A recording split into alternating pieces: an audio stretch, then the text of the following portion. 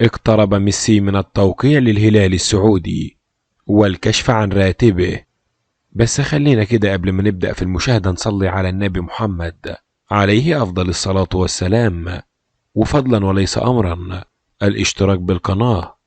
النجم العالمي ليونيل ميسي يقترب من التوقيع لنادي الهلال السعودي قادما من باريس سان جيرمان، وأن هذه الصفقة ستكون الأكبر في عالم كرة القدم العالمية والمحلية، مشيرا إلى أن خروخي والد ليونيل ميسي موجود في العاصمة السعودية الرياض لإجراء محادثات مع الهلال حول إمكانية انضمام ابنه للنادي السعودي بعقد مذهل قيمته 245 مليون جنيه استرليني، وأن إدارة نادي الهلال عاقد العزم على ضم ميسي، وهو ما قد يقف عقبة في طريق النادي الفرنسي في سعي لتجديد عقد نجم الأرجنتين، إلى أن عقد ميسي مع الهلال سيفوق عرض منافسة البرتغالي كريستيانو رونالدو مع نادي النصر السعودي.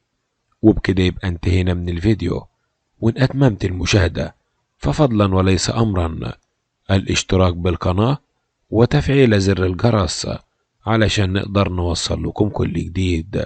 والسلام عليكم ورحمة الله وبركاته.